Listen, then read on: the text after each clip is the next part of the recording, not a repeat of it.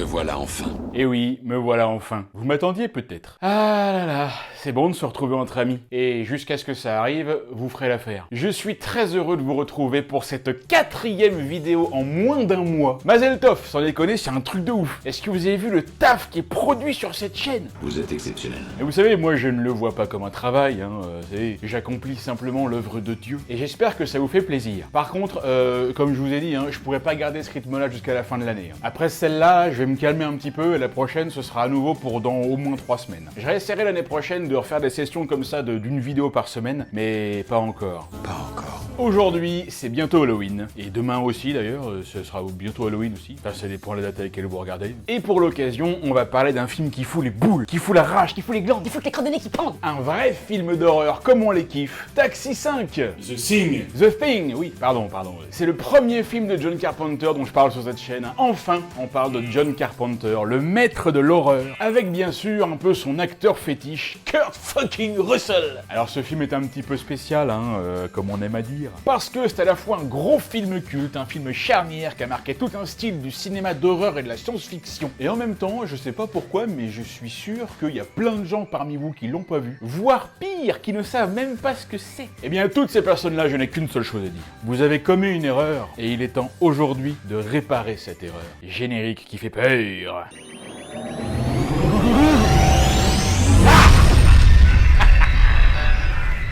Alors dans The Thing, prononcé bien pourritement à la française, il est question d'un extraterrestre qui vient du fin fond de l'espace. Et l'espace, vous savez comme moi que c'est un endroit qui regorge d'objets astronomiques incroyables et de mystères. Eh bien messieurs dames, je vais vous présenter aujourd'hui les appareils technologiques et scientifiques qui vous feront lever le voile sur tous ces mystères, les télescopes unistellaires. Pour ceux qui ne le savent pas, Unistellar est une entreprise française qui a créé une nouvelle génération de télescopes que moi j'appelle clairement, et je suis pas le seul, les télescopes du futur. Et j'ai eu la chance de bosser avec eux et avec ces télescopes pendant 2 ans. Moi, je fais partie de ces milliers de gens qui sont passionnés d'astronomie et qui, quand ils étaient jeunes, rêvaient d'avoir un télescope pour regarder les cratères de la Lune, les bandes de Jupiter, les anneaux de Saturne, et encore plus loin les nébuleuses et amas d'étoiles, et encore beaucoup plus loin les gigantesques galaxies. Et je vous jure que quand j'ai eu mon premier télescope à Noël, j'ai eu ce qu'on appelle un ascenseur émotionnel. La joie était aussi énorme en déballant le télescope que la déception fut immense quand je l'ai pointé sur la nébuleuse d'Orion, M42, j'ai fait une vidéo là-dessus. Pourquoi? Parce qu'on voit rien, tout simplement, voilà, si on voit rien, je peux pas vous dire mieux, on ne voit rien. Tous les télescopes que vous voyez dans le commerce sont surtout faits pour 3 choses, la Lune, Jupiter et Saturne. Et peut-être aussi, si vous avez de la chance, une petite nébuleuse par-ci, une galaxie par-là, mais c'est tout. Si tu veux voir quelque chose d'un petit peu mieux, c'est-à-dire si tu veux voir quelque chose, déjà, dans ce cas, il va te falloir des trucs un peu plus comme ça, voilà. Et puis tout de suite, ça va commencer à chiffrer un peu. Et si tu te dis comme tout le monde quand t'achètes un télescope que t'as pas payé pour ne rien voir, ou en tout cas voir juste une petite tache floue carrément pas lumineuse, il va falloir que t'achètes tout ça, voilà, et puis que t'apprennes à t'en servir. C'est là que les télescopes d'Unistellar interviennent. En voilà un, par exemple, là, ça c'est l'Ibiscope 2, et oui, j'en ai un, et j'en suis hyper fan. Parce que ces télescopes-là, ils te permettent de voir ce que tu rêvais de voir quand t'étais gamin, et ce que tu rêves toujours de voir quand t'es adulte. Tu veux des exemples? Avec des télescopes comme ça, que t'installes en 3 minutes avec une facilité déconcertante, t'as pas un câble qui traîne, rien, t'as que un seul bouton à appuyer, un seul, tu vois des images comme ça, mon pote. Voilà. Là, tu kiffes. Là. Alors ça, déjà, c'est génial. J'en ai parlé plusieurs fois. Regardez mes vidéos si vous voulez savoir comment ça fonctionne et tout ce que ça peut faire un télescope unistellar. Il y a plusieurs modèles, la gamme Odyssey, l'Equinox 2 et l'Ibiscope 2. Et cette fois, les copains, si je vous en reparle, c'est pas juste pour vous redire à quel point c'est excellent et à quel point moi je suis fan de la qualité du produit. C'est parce que ça faisait longtemps qu'ils travaillaient sur une énorme mise à jour à propos du traitement de l'image. Et ça y est, c'est enfin disponible. Ça s'appelle la Vivid Vision et ça permet de voir les objets du ciel profond avec une qualité d'image, un niveau de détail et de luminosité qui avait encore jamais été égalé par les télescopes grand public jusqu'à maintenant. Ils ont analysé le catalogue des images qui étaient partagées par les 25 000 utilisateurs dans le monde et ils ont aussi travaillé avec le catalogue Gaia DR3 qui vient des données collectées par le télescope Gaia qui a été lancé par l'ESA pour mettre au point des nouveaux algorithmes qui sont capables de détecter les vraies couleurs de l'espace et de révéler toute leur variété. Vous aurez des images avec des couleurs encore plus plus fidèle à la réalité. Et il y a aussi un nouveau traitement esthétique automatique qui va faire des corrections d'aberrations optiques, des réductions du bruit, des mises en valeur de l'objet. C'est-à-dire que le télescope, maintenant, il vous fait en quelques minutes les mêmes types de traitements que peuvent faire les astrophotographes en beaucoup plus longtemps. Vous prenez la main d'Hercule par exemple, 300 000 étoiles. Normalement avec un très gros télescope, on le voit un peu comme ça. Et ben maintenant les gars, on va pouvoir le voir comme ça. Voilà, on verra la couleur des étoiles. Et la couleur, c'est l'âge des étoiles, c'est la composition chimique de l'univers. On verra encore beaucoup mieux les gaz qui composent les nuages des nébuleuses, comme par exemple la nébuleuse du trèfle. Ça, mes gars, c'est une technologie révolutionnaire, il n'y a juste pas d'autre mot en fait. Et qui est surtout sans égal sur le marché. Alors évidemment, une technologie pareille, ça coûte pas 3 francs 6 sous. Hein. On est sur des prix un peu plus montagneux, mais qui sont parfaitement justifiés. Allez pas croire qu'un setup comme ça coûte moins cher, hein. Ça coûte encore plus cher parfois. Et par rapport au prix, bah évidemment, si je vous en parle, c'est que grâce au code 12 parsec 1024, vous aurez une très belle réduction de moins 20%. Sur des prix comme ça, c'est quand même hyper intéressant. Si jamais ça vous intéresse, il y a un lien aussi dans la description, comme d'hab, et cliquez dessus, vous aurez toutes les informations. Enfin voilà, tout ça pour dire que l'univers est coloré, et que si vous avez envie d'acheter un télescope, ce serait dommage d'en prendre un qui ne vous permette pas de voir toutes ces couleurs. Avec les télescopes Unistellar, on peut les voir de la façon la plus simple et la plus belle possible. Et juste là, je vous ai parlé que de la Vivid Vision, mais ça fait plein d'autres trucs. Regardez mes autres vidéos, vous saurez tout ce que ça peut faire. Merci beaucoup Unistellar pour faire ces magnifiques produits. The Thing from Another World. C'est ça le titre original, hein. La chose qui vient d'un autre monde. Et oui, le film dont on va parler aujourd'hui est un petit peu une sorte de remake du film de 1951. Ah ouais? Bah oui. J'ignorais. Bah maintenant tu le sais. Alors en fait, pour être un peu plus précis, parce que vous savez que sur 12 parsec, on aime la précision. Exactement ce qui s'est passé, si vous voulez, c'est qu'en fait, Universal s'est dit qu'ils allaient essayer d'adapter le roman court La Chose, écrite par John Campbell en 1938, donc il y a presque 150 ans, d'une façon beaucoup plus fidèle que la première adaptation de Christian Nibi et Howard Hawks, qui était franchement déjà très cool. Ah ouais, tu l'as vu? Bah non, pas du tout. Style, je vais regarder un film comme ça, quoi. Ça a l'air trop bidon. Bah pourquoi tu dis que c'est cool alors? Bah je sais pas, moi, tout le monde le dit, apparemment il avait l'air cool. Mais évidemment, il était fait avec les moyens de l'époque. Les moyens de 1951. Le monstre faisait pas peur, il ressemblait trop à un humain. Donc là, Universal, ils se sont dit qu'ils allaient mettre la barre à un tout autre niveau, tu vois. Et bah c'est exactement qu'est-ce qu'ils ont fait. Car avec The Thing, sorti en 1982, à l'époque j'avais moins 2 ans. J'étais encore dans les chevilles de mon père, comme on dit. Ou alors dans la chatte. Eh bien mes amis, nous allons n'est-ce pas entrer dans une toute autre dimension. Une dimension de l'horreur. The Thing est le 7e film de John Carpenter, le maître de l'horreur et de l'ambiance de terreur. Et effectivement, mais quelle ambiance, messieurs, damn! Parce que John Carpenter, c'est ça.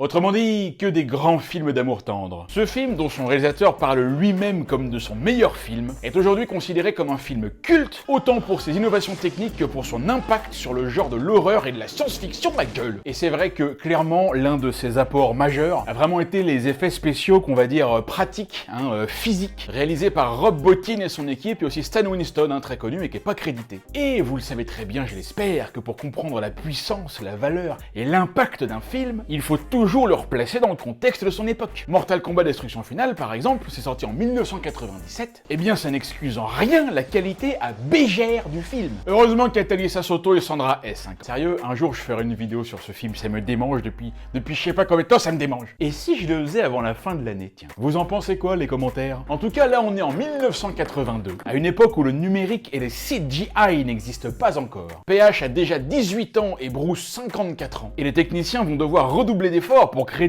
des monstres, des marionnettes, des effets qui font pas de cheap. Je me souviens, il disait « Nous allons redoubler d'efforts. » Et oui, il fallait redoubler de créativité, d'inventivité et d'audace pour créer des monstres aussi terribles et horribles que crédibles. Et c'est précisément ce réalisme des transformations corporelles et des mutations de l'extraterrestre parasite qui contamine une équipe de scientifiques coincés dans une petite base en Antarctique qui a inspiré beaucoup d'autres films d'horreur et même de science-fiction à utiliser des effets visuels pratiques pour renforcer l'horreur visuelle. C'est bien ça, n'est-ce pas? pas. Ce qui est ouf, c'est que 42 ans après, donc aujourd'hui, les effets que vous voyez dans le film, ils sont toujours impressionnants. C'est toujours génial en fait. Quand on sait qu'il n'y a pas un pixel de ce machin qui a été créé avec un ordinateur et que tout est vrai, je sais pas si c'est pour ça, tu vois, qu'on kiffe encore le film aujourd'hui. À une époque où tout n'est qu'effets spéciaux, où la moindre goutte de sueur de l'acteur est fait par ordinateur. Moi je crois que c'est pour ça. Oui, non mais moi aussi. Et le deuxième point qu'il faut naturellement aborder, c'est le suspense. Alors, même si je trouve que de ce côté-là, bon, le film a un petit peu vieilli. Si, il a vieilli. Faut pas déconner, attends.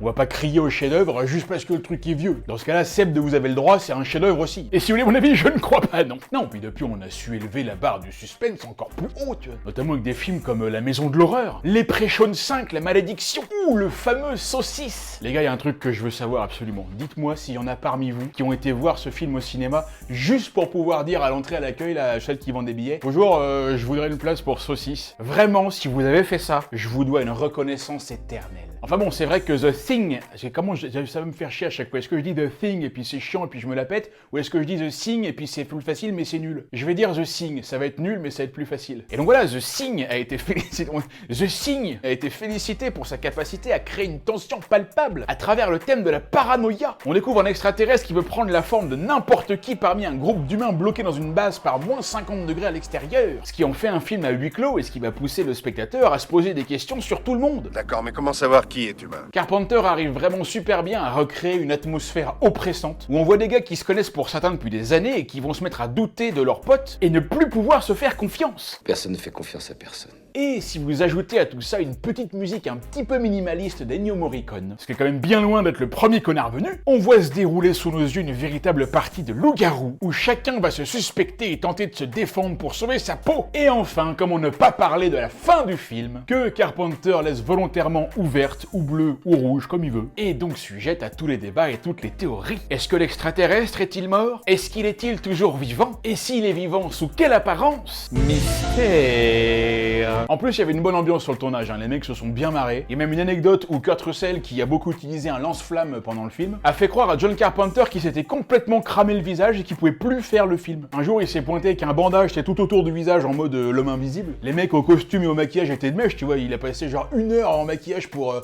se maquiller et faire croire à Carpenter qu'il était brûlé au 3e degré, tu vois. Tout le monde était dans le coup, tu vois, enfin, ça a carrément bien marché. Et d'ailleurs, en général, j'ai remarqué que Kurt Russell, il aimait bien se marrer, tu vois. Ah, c'est pas le dernier à se prendre la poire, hein, le goyo. Et là, dans un petit commentaire audio du film qu'on retrouve sur YouTube avec Carpenter aussi, Kurt Russell, il se marre tout le temps, l'abruti. Il dit quasiment aucune info, il fait que se marrer pendant 20 minutes. Par exemple, quand on arrive à la scène la plus ouf du film, là où on voit vraiment l'extraterrestre qui se transforme et qui fait des trucs dégueulasses, Kurt Russell passe littéralement 2 minutes à être mort de rire sur ce qu'il voit. Bingo. Et je vous jure, ça continue comme ça pendant quasiment toute la vidéo. Dès que John Carpenter ouvre la bouche pour dire un truc, Kurt Russell, il est mort de rire. Keith David wants to get away from Donald here. Tout le temps, non mais tout le temps. On peut avancer la vidéo un petit peu peut-être? Bon, arrêtez-le parce que là, il va s'étouffer tout seul, le con. Un de ces jours, tu vas mourir de rire! Ce qui est trippant avec The Thing, c'est qu'il a d'abord été très mal accueilli par les critiques, qui lui ont reproché son excès de violence. On avait appelé John Carpenter le pornographe de la violence. En plus, comme il est sorti pile 2 semaines après E.T., tu vois, on va dire que le contraste de l'extraterrestre s'est fait un petit peu sentir. Et c'est ensuite, seulement des années plus tard, que The Thing a été réhabilité, pour être finalement porté au rang des films cultes de notre histoire. The Thing nous a montré quelque chose. On ne naît pas culte. On le devient. Comme la chaîne 12 parsec. C'est pas un hasard si des réalisateurs comme Quentin Tarantino, Guillermo del Toro, J.J. Abrams, Neil Blomkamp, Edgar Wright, Georges Méliès, les frères Lumière le placent tous dans le top 10, même le top 5, voire même pour Tarantino comme le meilleur film d'horreur de l'histoire. Écoutez ce que dit Tarantino à son propos. I think it's one of the greatest horror movies ever made, if not one of the greatest movies ever made. I completely agree. Alors bon, Quentin, meilleur film du monde, on va peut-être pas exagérer non plus. Moi je suis pas d'accord, hein, mais bon, est-ce que mon avis de petit cinéphile compte autant que celui de Tarantino, hein? Oui. Allez, on lance le film. Et putain, on recommence avec un putain de ciel étoilé, j'en ai marre, bordel. Sérieux, non mais vous êtes tous donné le mot ou quoi, là? Je vous jure que le prochain film dont je parle, qui commence comme ça, j'arrête la vidéo. Comme ça, j'arrête la vidéo tout de suite. Notez bien ce que je vous dis, hein. J'arrêterai la vidéo, les gars. Oh putain, qu'est-ce que c'est que ça? Une soucoupe volante. Putain, vache, comment c'est trop bien fait, c'est pour 82, on se croit dans les Avengers. Elle se dirige vers la Terre. John Carpenter's The Thing. Le truc, hein, la chose. La chose. Oui, la chose. C'est marrant parce que ça a toujours beaucoup plus de gueule en anglais, mais au final, même en français, ça veut dire la chose, quoi. Le truc. C'est un titre qui coûte pas à chier, en fait. Antarctique, hiver 1982. Un hélicoptère arrive avec un tireur qui essaie de buter un loup ou un husky qui court dans la neige. Normal, hein, voilà, tout de suite bonne ambiance. Après, hein, peut-être que le lien, je suis à chier dans son bonnet, hein, on sait pas. En tout cas, le tireur est complètement bidon parce qu'il tire au moins 15 balles et il les rate toutes, ce blaireau, là.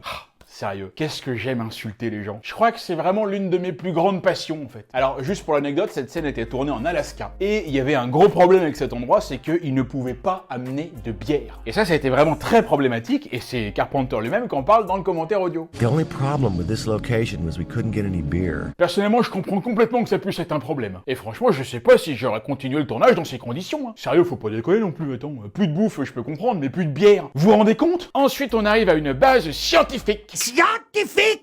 On va certainement voir des gens qui bossent, hein, qui font des expériences et tout, enfin, voilà, c'est sérieux, quoi. Voilà, donc voilà, super. Et après, on s'étonne que les gens vous prennent pour des gens foutres. Les mecs jouent au ping-pong, quoi. Donc c'est ça l'image que vous donnez de la science, et après, c'est à nous de rattraper vos conneries, quoi. Pourquoi t'es un scientifique aussi, toi? Bah évidemment.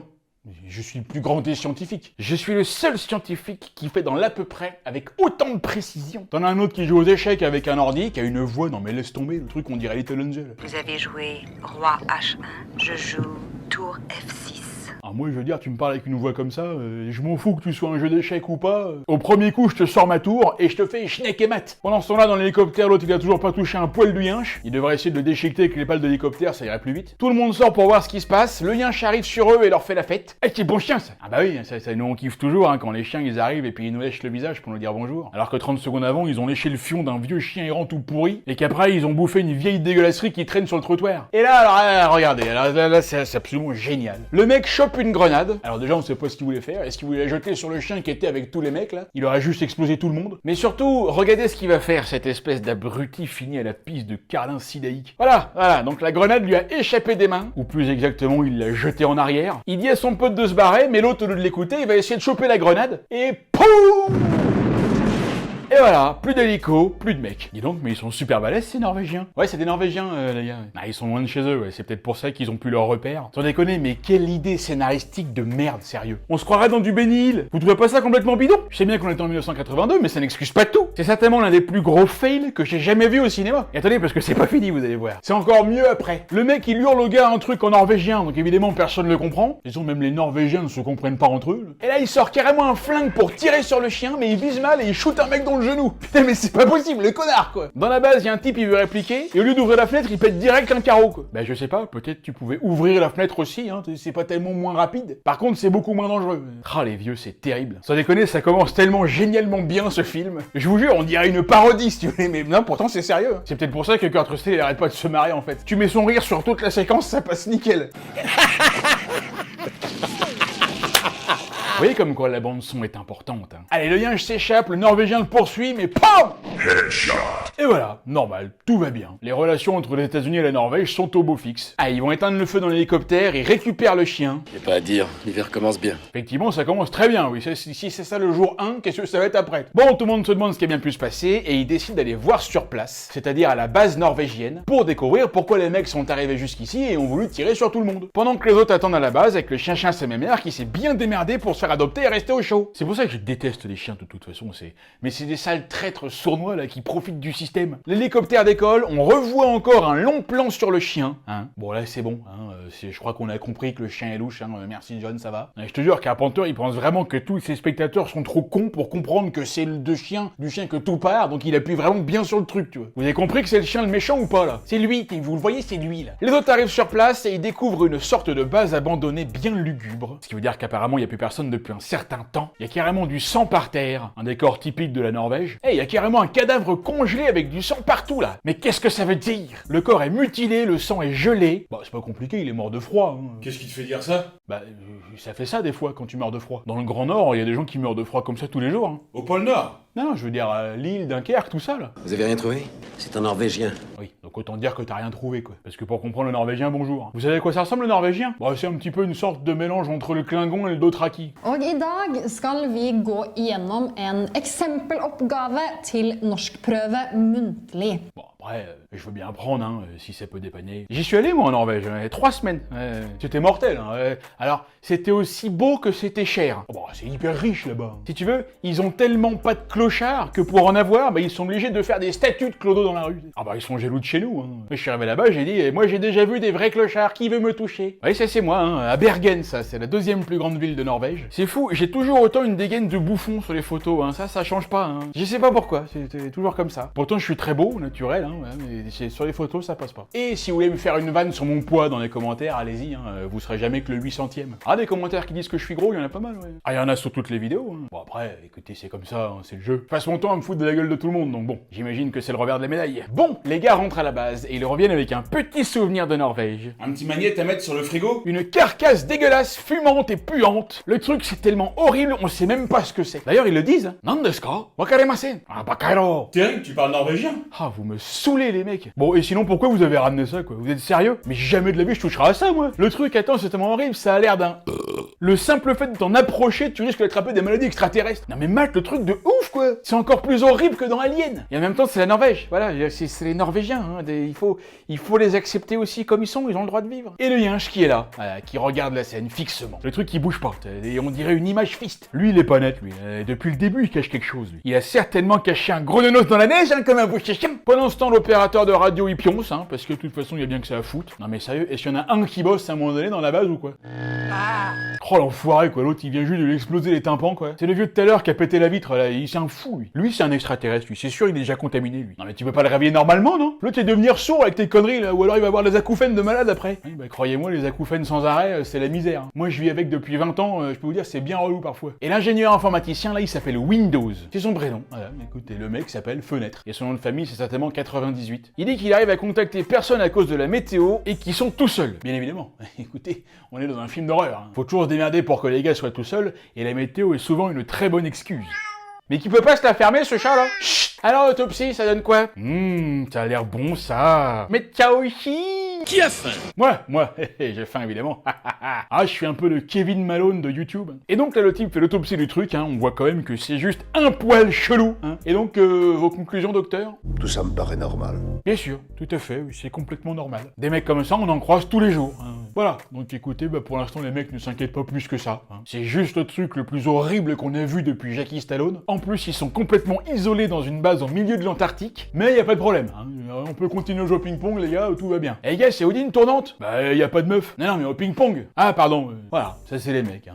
Jamais inquiet, les gars, hein, tout va bien. Ah bah, je peux te dire que si ça avait été une bande de meufs, elles auraient déjà foutu le feu à toute la base, à l'hélicoptère, au glacier et à tout ce qu'elles avaient autour d'elles. Elles auraient réussi à te créer un incendie en Antarctique. D'ailleurs, vous avez vu dans le film, il y a aucune femme, hein. Ah bah là, c'est sûr qu'on n'est pas trop dans une œuvre féministe, hein. Si on réussit à éviter que les bonnes femmes s'en mêlent, on devrait pouvoir se tirer de là. Et oui, les filles, hein, celles qui me regardent, hein, je vous embrasse très fort, hein, vous savez que je vous kiffe, hein, mais bon, qu'est-ce que vous voulez? J'y peux rien, j'ai choisi un personnage, quand je l'ai choisi, je savais pas qu'il était comme ça, je vous jure. C'est les autres qui m'ont appelé Yann Solo, c'est pas moi, j'y suis pour rien, moi. En tout cas, les mecs, eux, ils sont tranquilles, hein. Il y en a même qui s'allument un petit pilon, là. Oui, bah une seconde, toi, qu'est-ce qui t'arrive? L'autre, à peine le bédo est allumé, il réclame direct, quoi. C'est quoi ce crevard? Ça se réclame pas, un bédo, c'est mesquin de faire ça. T'attends qu'on veuille bien te le donner. Sauf si c'est ta bœuf. Si c'est ta bœuf, là, c'est autre chose. Bon, en tout cas, les mecs sont au moins 15 et on en a pas vu un seul bosser pour l'instant. Ils se font tous chier comme des rats morts. Mais pourquoi ils sont autant à être venus ici, sérieux? Qu'est-ce qu'ils foutent? Il y en a qu'un seul qu'on avait son poste et les mecs ils pioncent. Sérieux, non mais je comprends pas, quoi.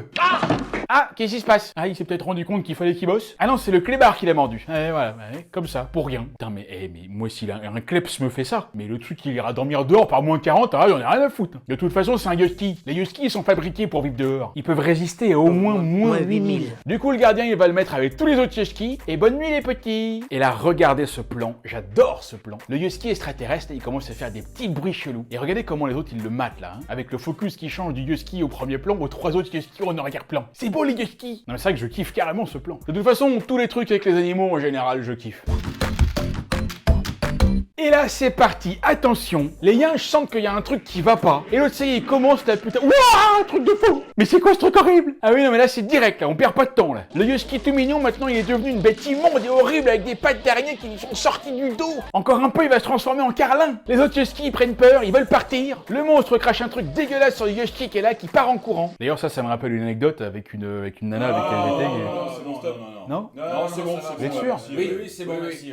Bon, c'est dommage. Moi, j'en garde un bon souvenir, mais... En plus, suite à cette histoire, je m'étais fait des nouveaux potes en prison. Le gardien revient et va voir pourquoi tous les chiens aboient comme des oufs, là. Et évidemment, il fait bien attention de ne surtout pas allumer la lumière pour ne pas voir ce qui se passe. C'est quand même beaucoup mieux de rester dans le noir, hein. Au moins, on ne voit pas ce qui pourrait arriver. Et n'importe quel truc pourrait nous sauter à la gueule beaucoup plus facilement. Tout le monde arrive et voilà ce qu'il découvre. Un truc absolument horrible. C'est un mix entre une gargouille, un gremlins, Gollum et Astronogeek. La pire créature de l'univers. Mais atomisez-moi ça dans un chien. Mais qu'est-ce que c'est que ce truc de ouf? Mac, défonce-moi ça. Putain, c'est de pire en pire, le truc a des bras maintenant. Mais où l'horreur va-t-elle s'arrêter? Et hop, il s'est enfui par le circuit des ventilations. Et Child vient cramer les trucs qui restent et qui sont aussi horribles que le truc qui s'est barré. Allez, crame, ordure! Le feu, c'est ce qu'il y a de mieux, hein, franchement. Faut toujours tout cramer pour repartir sur des bases saines. Et là, direct, il y a d'autres gars qui viennent éteindre le feu tout de suite. Mais non, mais pourquoi vous l'éteignez? Laissez-les brûler! Laissez-les brûler!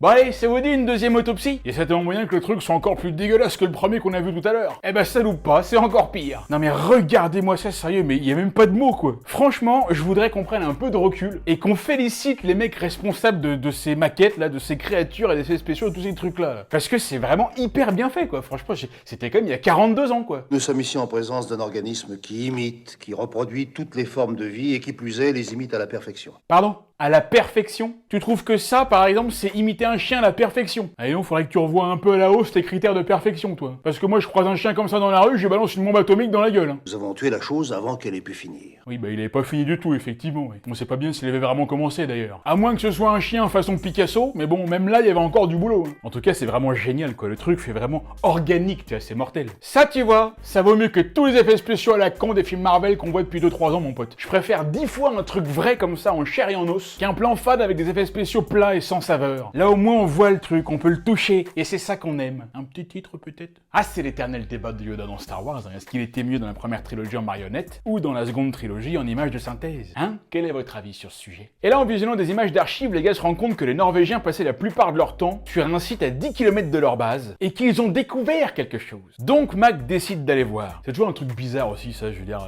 Vous iriez voir, vous, ou pas? Parce que là, ils ont quand même découvert un truc hyper chelou et surtout ultra dangereux. Et ils savent très bien que tout part de là-bas. Est-ce que ça vaudrait pas le coup de laisser le truc tout seul dans son coin et de lui foutre la paix? Personnellement, moi, je fais partie des mecs sur la base et j'ai pas envie d'aller voir. Je préfère rester à jouer au ping-pong ou à faire des tournantes. Attends, ils ont ramené une merde qui a tué tous les chiens. Alors pourquoi est-ce qu'ils veulent toujours dans les films aller voir ce qui se passe alors qu'ils savent très bien que le truc peut être potentiellement hyper mortel? Alors vous allez me dire, s'ils vont pas voir, il y aura pas de film, connard. Oui, d'accord. C'est sûr que vu de ce point-là, oui.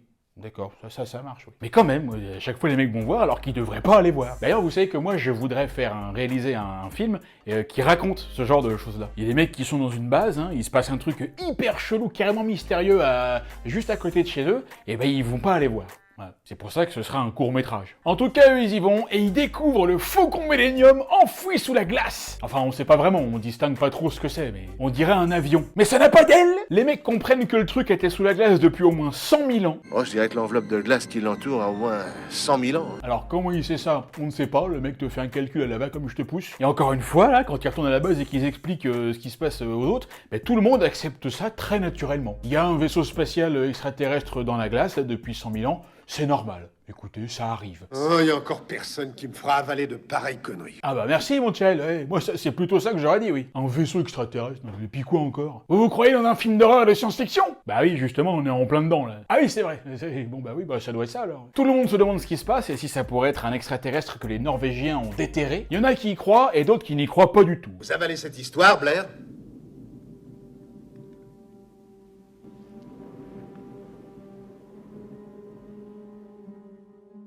Non mais c'est quoi ça? Le plan il se finit comme ça. Tout le monde attend sa réponse, mais l'autre il dit rien. Mais c'est quoi ce vieux troll de Carpenter là? Je trouve ça génial. Putain, il faut trop que je prenne des notes pour mon futur court-métrage, sérieux. Blair il fait une simulation sur son super ordinateur avec 16 kilooctets de RAM. J'adore ce nom Blair, c'est ça, c'est une bonne expression normande bien claquée au sol pour dire qu'en fait ça veut dire manger. Vous avez jamais entendu quelqu'un qui dit j'ai quitté mon célibataire, arrêtez quelque chose à Blair? Voilà, j'ai grandi pendant 20 ans avec des mecs qui parlaient comme ça. T'imagines mon fils il va avoir une espèce d'accent qui est un mélange entre ça et l'accent marseillais. Pour se trouver une meuf ça va pas être simple. Et Blair il comprend que si l'intrus atteint la civilisation, il pourrait contaminer le monde entier en seulement 27 heures. En tout cas c'est ça qu'il dit. Si intrus atteint zone habitée, population mondiale infectée, 27 heures après premier contact. Mais alors, c'est bizarre parce que là, quand on regarde l'écran, il y a écrit 27 000 heures. Alors en fait, est-ce que... Non, c'est bien 27 heures parce qu'on peut mettre 3 zéros après la virgule, ce sont des chiffres décimaux, ou en fait, il y a eu une erreur de traduction et c'est vraiment 27 000 heures, ce qui correspond plutôt à 3 ans. Oui, alors,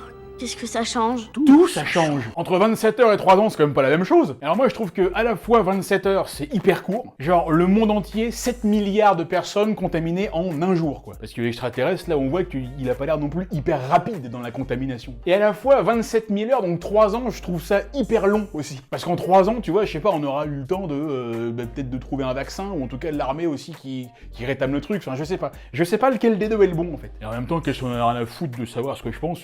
On est dans un film de science-fiction, on n'est pas là pour chercher des explications. Faut plutôt trouver comment se débarrasser de cette saloperie, parce qu'en attendant, lui, ça y est, il a commencé à bouffer un mec, hein. Ah oui, c'est celui qui s'est fait mort par le chien tout à l'heure, là, le cousin de Jean-Claude Duss. Putain, Jean-Claude, il s'enfuit, vite! Rattrapez-le! Arrêtez cet homme! Ah bah, Jean-Claude, il s'arrête tout seul, du coup, c'est bien. Il m'a entendu, je pense. Tout le monde arrive, et là, Jean-Claude, il a des mains cheloues, et il se met à chanter. Quand te reverrai-je, pays merveilleux. Eh oui, mon Jean-Claude, hein, on t'oublie pas, hein. C'est sûr que là, la prochaine saison de ski, hein, quand on va monter sur les télésièges et qu'on chantera cette chanson, ça aura une saveur différente. Vous connaissez l'histoire de cette chanson d'ailleurs? Moi je la connais, hein, c'est hyper intéressant, mais c'est pas le sujet de la vidéo. Et bam! Allez! Meurs, pourriture communiste! Le mec a pas hésité une seconde, hein, vous avez vu? Et vous savez pourquoi? Parce qu'il sait. C'était pas lui dehors, c'était cette chose qui avait commencé à l'imiter. Et ouais, mais c'était sûr en fait. C'était sûr. Jean-Claude, on le connaît depuis 10 ans. Il avait pas les mains comme ça. Ou alors il avait super bien réussi à les cacher. Et là, il y a Blair qui pète un câble. C'est celui de l'hélicoptère. Il a tout saboté. Il s'est enfermé dans son bureau. Il tire sur tout ce qui bouge et il pète tout.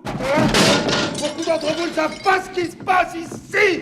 Et alors, c'est une raison pour péter tout le matos, espèce d'abruti? Ils ont rien fait les autres. Il suffit de leur expliquer calmement. T'es docteur, tu devrais savoir comment on explique les choses. Est-ce que t'es obligé de tout péter comme un connard là? Non mais sérieux, je vous jure. C'est pour ça que j'ai toujours détesté les docteurs. Non mais vous vous en foutez tous. Mais évidemment que non, ils s'en foutent pas. Qu'est-ce que t'en sais, imbécile? T'as parlé à personne là, tu t'es enfermé dans ton délire et tu t'es monté la tête tout seul. On dirait un platiste. Les autres ils sont comme toi, ils se demandent ce qui se passe aussi, alors arrête de faire chier et pose cette hache. Je sais pas pourquoi je lui parle comme s'il m'entendait comme ça. Non seulement il m'entend pas, mais en plus ça s'est passé il y a 42 ans. Non, moi aussi il faut que je me calme et que je pose cette hache tout de suite. Childs essaie de le calmer. Je vais vous tuer. La vache, mais il est complètement con quoi. C'est lui qui sait ce qui se passe et c'est ça qui l'a fait devenir complètement abruti le gars. À tel point qu'il est devenu exactement ce qu'il avait juré de combattre. Bon, ils arrivent à le maîtriser et là t'as Windows qui était dans la pièce qui tombe dans les vapes. Waouh, comment il joue hyper bien quoi. Acteur studio, qu'on amène un Oscar pour cet homme. J'espère qu'il aura son étoile sur le Hollywood Boulevard. Oh, il le mérite. Hein. Ils enferment Blair et lui il dit qu'il ne peut plus faire confiance à personne. Mon vieux, le plus simple, c'est de faire confiance à Dieu. Ah tiens, le voilà celui-là.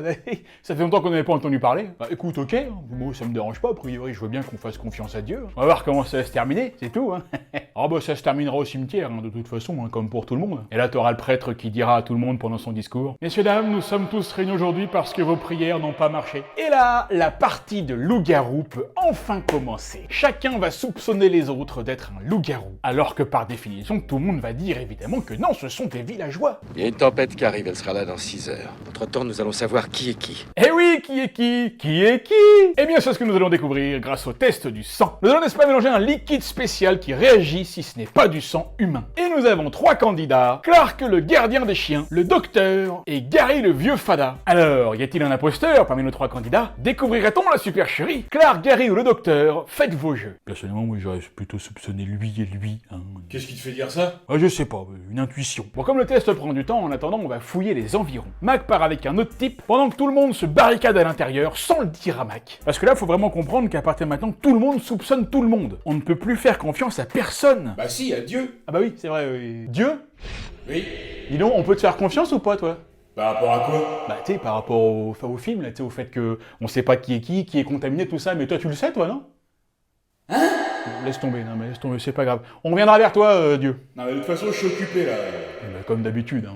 Oui, mais excuse-moi de devoir tout gérer en même temps. Hein. Oui, bah, peut-être qu'au lieu de tout gérer en même temps, tu pourrais prendre un seul truc et puis le faire bien, plutôt que de prendre 10 000 trucs et puis de tout faire mal. Et là, lui, là, qui était avec Mac, il revient et il dit aux autres qui pensent que Mac est contaminé parce qu'il a trouvé une fringue déchirée et que justement, la chose, c'est ce qu'il fait, elle déchire toujours les fringues des mecs. Et donc, tout ça, ça fait de Mac le suspect numéro 1. Et là, on déconne plus, là, les mecs sont tellement parano. Écoute ce que dit Childs. Tu es mort, même si tu n'es pas la chose. Non mais t'es sérieux, qu'est-ce que tu nous chies, toi? T'entends ce que tu dis? S'il était contaminé encore, je comprendrais, mais là t'es en train de dire que tu vas le tuer même s'il n'est pas contaminé et qu'il a rien fait, qu'il est innocent. T'es vraiment le dernier des trous de balle, toi aussi. Hein. Je vais t'en décalisser une dans la face, tu vas voir. Allez, ils essaient de choper Mac, mais il se défend, et dans la bataille, il y a Vance, le géologue, qui tombe et fait un arrêt cardiaque. Alors ça, vous voyez, je trouve que ça c'est 3 fois rien, mais c'est quand même assez génial. Ça me fait toujours marrer quand il y a une scène de baston, et d'un seul coup, il y a un mec, on l'avait même pas remarqué, on sait même pas qui était là, bah c'est lui qui meurt, tu sais. Ça me ferait toujours penser à l'une des morts que je trouve les plus génialement connes de toute l'histoire du cinéma. C'est celle de Steve Buscemi dans The Big Lebowski. La mort, elle est tellement con, elle est juste à l'image du film en fait. Il y a une scène où Jeff Bridges et puis John Goodman, ils se font emmerder par des mecs, ils se tapent, il y a de la baston et tout, et Steve Buscemi, leur pote, il est là, mais tu sais, il est derrière, on s'en fout, qu'on le voit même pas, il y a pas un plan sur lui, tu vois. Et juste parce qu'il y a une baston, bah lui, d'un seul coup, il fait un arrêt cardiaque, et c'est lui qui meurt. C'est tellement génialement con, je trouve, et ça me fera toujours marrer, ça, alors de toute façon, c'est pas drôle, mais c'est quand même un petit peu fait pour être drôle. Du coup, le docteur va essayer de le réanimer, et là... truc de ouf! Il se fait bouffer les bras! C'était Vance le loup-garou! Vance de Vance Refrigeration. Et c'est parti, ouais, ça, voilà, la créature du diable! Le démon! La vilaine bête! Bah, ouch! Attends, sale bête! Ouch! Mais sérieux, mais regardez comment c'est tarpin bien foutu! On est en 82, les mecs! Et en fait, la vérité, c'est que la date, au final, on a rien à foutre. Je veux dire, même aujourd'hui, c'est encore génial. Et dans 20 ans, ce sera toujours génial. Le truc est réel, il est là. C'est pas parfait, évidemment, mais justement, parce qu'il y a des défauts, ça reste quand même crédible, tu vois. Si ça se trouve, ça pourrait être comme ça, le truc. Tout simplement parce qu'on n'a pas l'impression que c'est pas là. Le truc est physiquement avec eux, et ça fait toute la diff. Cette scène, elle est iconique. Cette créature est iconique. Je pense qu'on se rend pas compte du boulot que ça a été de créer un truc aussi dégueulassement crédible. Non mais regardez le truc de ouf, mais comment ils ont fait pour faire ça? Allez, Mac fait tout cramer, mais le truc n'est pas mort, regardez. En plus, il crève même pas, quoi. Il y a des pattes et des yeux qui poussent dans la tête. Mais c'est génial, c'est absolument génial. Et là, le truc se barre tranquillement, hein, derrière eux. Et donc là, vous le voyez pas passer, là. Ah si, vous me rassurez. Allez, crève, ordure! Tu vas crever, oui! Faut le cramer pendant combien de temps, le truc, pour qu'il crève, en fait Allez, on va reprendre les tests, parce que c'est pas fini, cette histoire. Hein. Et oui, on a toujours pas les résultats. Hein. Sauf que là, Mac, il commence un peu à faire chier son monde, parce que c'est le seul qui est armé, et il soupçonne absolument tout le monde, mais si ça se trouve, lui aussi, il est contaminé. Si ça se trouve, lui aussi, c'est un loup-garou. Il se la raconte un petit peu trop, je trouve, le Mac, là. Ça, c'est un comportement typique des loups-garous, ça. Bon, attendez, tous ceux qui ont déjà joué au jeu, vous connaissez très bien la technique quand on est un loup-garou. La meilleure défense, c'est l'attaque. On attaque en force et en meute. Sauf que là, Mac est tout seul. C'est un peu le loup solitaire. Et si ça se trouve, non, c'est un simple villageois. Ah, c'est chaud, là. Comment on peut savoir? Clark, il veut pas savoir, il veut juste se planter et PAM! Headshot. Ah non mais là on plaisante plus là, la partie de loup-garou commence un petit peu à dégénérer là. Ah ça a commencé depuis longtemps. Hein. Oui mais pour l'instant on avait tué que des loups-garous. Et là a priori on vient de tuer un villageois. Parce que Clark il avait pas l'air contaminé hein. Mais c'est le jeu, après tout aussi, ouais, ça fait partie du truc. Hein. Il y a des villageois qui meurent, c'est normal. Allez c'est l'heure du conseil, le maître des jeux dit à tout le monde de bien se tenir calme. On va tester le sang de tout le monde. Windows coupe le doigt de Kyle proprement et lui file un petit coton. C'est bien, hein, c'est propre. C'est pas parce qu'il y a un monstre dégueulasse qui bouffe tout le monde que ça nous empêchait de faire des trucs proprement, hein, avec de l'hygiène. On désinfecte bien le couteau et ensuite on l'essuie bien sur son jean, hein, c'est bien ça. Ça au moins c'est hygiénique. C'est-à-dire que lui, s'il meurt pas à cause de la chose, il mourra d'une septicémie, quoi. Et là, Mac chauffe un truc parce qu'il a dit que le sang devrait réagir à un truc très chaud, comme si ça lui faisait mal. On sait pas vraiment d'où il sort ça, hein. On a un petit peu de mal à le croire. Mais bon, disons que comme il a le lance-flamme pointé sur nous, on va le croire quand même. Alors pour Windows, ça fait rien. A priori, lui, c'est un villageois. Max le fait lui-même et ça fait rien non plus. A priori, c'est un villageois aussi. Il teste le docteur qui est mort, celui qui s'est fait couper les 2 bras, et ça fait rien non plus. Donc lui aussi, c'est un villageois. Et il teste Clark qui vient lui-même de tuer, et ça ne fait toujours rien non plus. Tout le monde est villageois en fait dans cette partie. On joue au loup-garou mais il n'y a pas de loup-garou quoi. Vous savez d'ailleurs que ça c'est possible ça. Vous faites une partie de loup-garou mais le maître des jeux ne va mettre aucun loup-garou et ne le dire à personne, personne ne va le savoir puisque personne ne connaît le rôle des autres. Et c'est le maître des jeux qui va lui-même tuer les gens la nuit quand il va appeler loup-garou. En fait il n'y a pas de loup-garou mais personne ne le sait, tout le monde pense que c'est loup-garou qui tue tout le monde. Et après pendant le conseil du jour, le maître des jeux il va se marrer tout seul comme un enfoiré parce qu'il va voir tout le monde s'accuser alors qu'il n'y aura aucun loup-garou. Ça c'est vraiment un bon truc d'enfoiré à faire ça. À la fin de la partie quand tout le monde sait en général le maître des jeux il se fait casser casser la gueule. Je vous préviens quand même, hein, des fois que vous voulez le faire, hein, vous direz pas que je vous ai filé de mauvaises idées. Ou alors il pourrait bien y avoir un loup blanc aussi. Vous connaissez ça, le loup blanc? C'est un loup-garou qui, comme les autres, va tuer les villageois, mais qui va aussi tuer les autres loups-garous. Parce que son but à lui, c'est de finir la partie tout seul pour gagner en solo. Pas facile à jouer ce rôle-là, là. Ça c'est pas pour les amateurs. En tout cas, Mac, son test, il prouve deux choses. D'abord que si ça se trouve, c'est de la merde et que ça vaut rien. Et ensuite que si ça marche, bah il a tué Clark qui était pas infecté. Il a tué un villageois et ça fait de lui un meurtrier. C'est-à-dire que dans les deux cas, bah il a fait une grosse connerie. Allez, test Palmer, et là, coucou, le sang réagit. Et oui, en fait, ça marche son test. Et regardez, c'est parti, Palmer se transforme, le loup-garou se réveille. La vache, mais regardez-moi ça, comment c'est horrible, comment c'est génial. Imagine, t'es l'autre là, t'es attaché juste à côté du monstre qui est en train de se transformer là. Ah, c'est truc horrible, tu kifferais bien que t'es à sa place là. Et là, le monstre, il tombe au plafond. Enfin, je veux dire, il se colle au plafond. En fait, non, il tombe par terre, tu vois. Mais bon, voilà, ils ont juste inversé le plan pour qu'on ait l'impression qu'il tombe au plafond. Comment tu sais qu'ils ont inversé le plan? Bah, c'est-à-dire que quand tu vois des bouts de trucs là qui tombent aussi au plafond, tu te dis que ça a sûrement été plus facile pour eux d'inverser le plan plutôt que d'inverser la gravité. Windows essaie de le cramer, mais l'autre il sort la carte du chasseur et le tue en même temps. Windows se fait littéralement bouffer la tête. Jésus, Marie, Joseph. Et bam! Mac va les réchauffer un petit peu. Ils vont se faire un vie-ma-vie d'Anakin Skywalker. La chose part agoniser dehors et bam! Même pas le temps d'agoniser quoi. Non, on ne te fera pas ce plaisir. C'est marrant parce que dans le commentaire audio, encore une fois, là, à ce moment-là, quand Russell il balance le bâton de dynamite, il explique que c'était carrément chaud parce que l'explosion était hyper forte, mais surtout elle est arrivée hyper vite. Limite, il a pas du tout le temps de se protéger, tu vois. Du coup, il s'est tout pris dans la tronche. You weren't ready for this explosion. It was over before it happened. I mean, I felt stuff go through me on that. Et Windows, bah pareil, hein, même tarif. Il va surchauffer un peu là.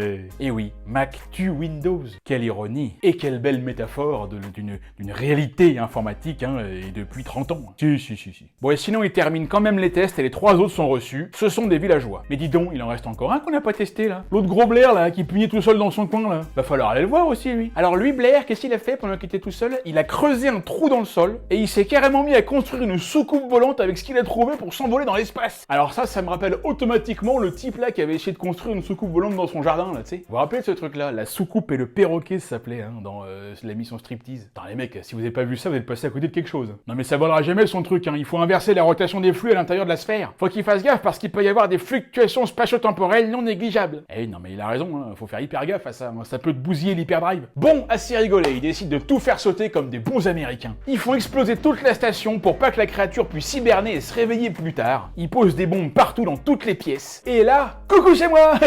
Il était caché sous un rocher le blaireau. Et il fait un bon petit lifting à Gary. Alors bon, là pour le coup c'est peut-être un tout petit peu moins bien fait qu'avant. Ah, ils ont été un petit peu moins inspirés sur le coup. Mais bon, écoutez, c'est pas grave, hein. On peut pas être au top tout le temps, hein. N'est-ce pas Théo? Blair emmène Gary dans sa tanière et Knowles va voir ce qui se passe. Autrement dit, Knowles va mourir. Tu dis ça parce qu'il est noir?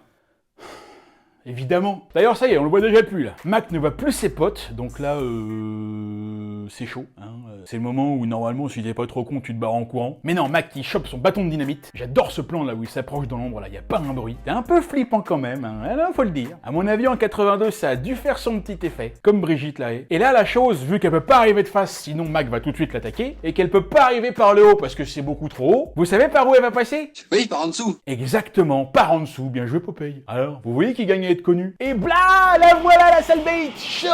Le boss final, il est là. C'est un truc horrible, c'est un mix de tout ce qu'on a vu auparavant. En tout cas, Mac ne va pas faire durer le face-à-face très longtemps. Il jette son bâton de dynamite sur la chose qui explose en 1000 morceaux. Dans un feu de joie magnifique. Ça y est, la bête est vaincue. Je reste un petit peu sur ma faim, sur ce combat final là, qui n'a pas eu lieu en fait, hein.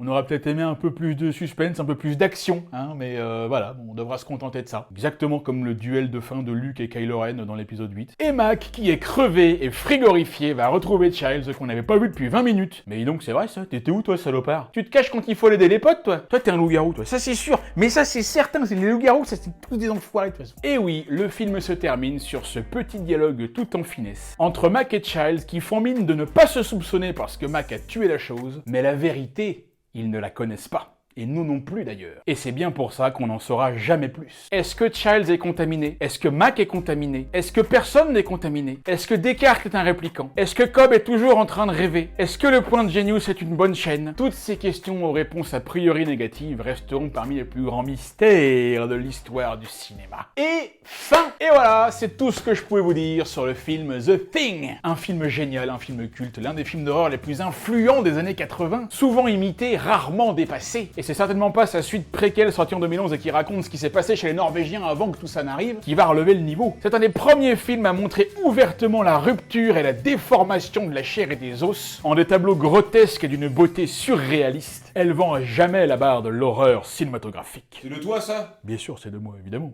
Et comment on le sait? Faites-moi confiance. J'espère que cette vidéo vous a plu, j'espère que vous avez été content du rythme de ces vidéos, j'ai réussi à en sortir 4 en 4 semaines. Je me suis bien fait chier, quand même pour ça, entre l'écriture, tournage, montage, j'ai bien carburé là, je vous prie de me croire. À partir de maintenant, je voudrais repartir sur mes projets annexes qui sont sur le point enfin de voir le jour, donc la prochaine vidéo, maintenant elle arrivera à nouveau dans, on va dire, allez, 3 semaines. Vers le 10 novembre le plus précisément, si mes calculs sont exacts, et j'espère que vous serez toutes et tous toujours là, parce que je vais vous annoncer enfin quelque chose de génial. Stay tuned, my homies! Je vous rappelle également que si vous voulez kiffer vos soirées sous les étoiles et en prendre plein la vue, les télescopes Unistellar sont faits pour ça, avec la nouvelle technologie Vivid Vision. Vous verrez des nébuleuses et des galaxies et des étoiles avec des couleurs comme vous n'en avez jamais vu. Allez sur leur site, tout est expliqué. Allez, c'est tout pour moi, je vous dis à très bientôt pour un prochain épisode. C'était Yann Solo sur 12 Parsec. Ciao!